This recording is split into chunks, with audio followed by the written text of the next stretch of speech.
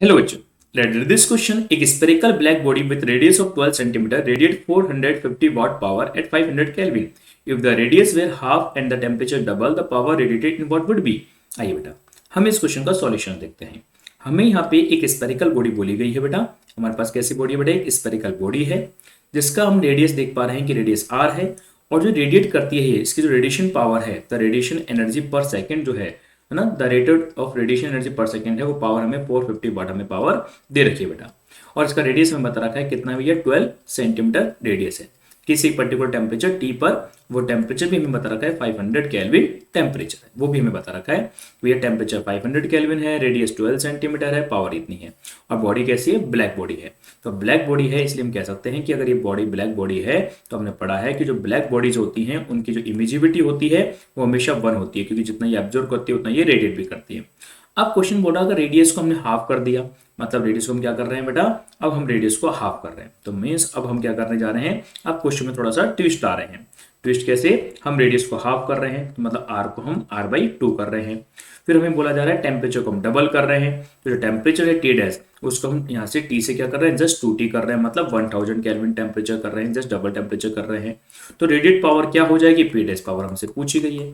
तो हमें सबसे पहले तो रेडिएट पावर का फॉर्मूला पता होना चाहिए कि कोई भी बॉडी जिसका टेम्परेचर टी हो, उसकी वजह से होने वाला जो रेडिएशन एनर्जी पर सेकेंड होता है, तो रेडिएट एनर्जी पर सेकेंड का जो फॉर्मूला होता है वो फॉर्मूला होता है सिग्मा ए ई टी की पावर 4। यहाँ पे ए उसका एरिया होता है, ई इमिजिबिलिटी होती है, sigma Stefan constant, T temperature. तो मालूम है ब्लैक बॉडी के लिए इमिजिबिलिटी तो 1 हो गई, स्टीफन कांस्टेंट हमेशा कांस्टेंट रहता है। तो मतलब रेडिएट पावर जो है, D Q R upon D T को हम पावर बोल सकते हैं, is directly proportional to area और is directly proportional fourth power of temperature. Area मतलब 4πr², मतलब r² के directly proportional, fourth power of temperature के डायरेक्टली प्रोपोर्शनल है। तो हम ये कह सकते हैं कि जो रेडिएट पावर है वो रेडियस के स्क्वायर और टेम्परेचर के फोर्थ पावर के डायरेक्टली प्रोपोर्शनल होती है।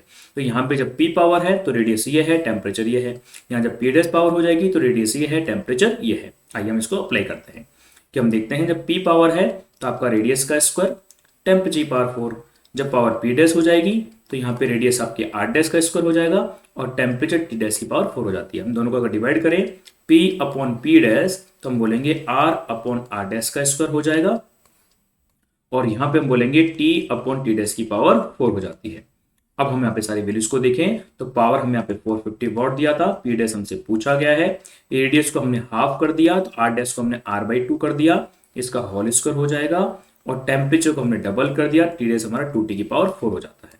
अगर हम इसको सॉल्व करें तो यहाँ से r से r कट जाएगा, 2 ऊपर जाके 2 का स्क्वायर 4 हो जाएगा, यहाँ पे t से t कट जाएगा, 2 की पावर 4 जो है यहाँ पे 1/16 हो जाता है, काटने पे 1/4 हो जाएगा। तो फाइनली अगर हम p डैश कैलकुलेट करें तो यहाँ पे 4 आपके 450 से मल्टीप्लाई हो जाएगा।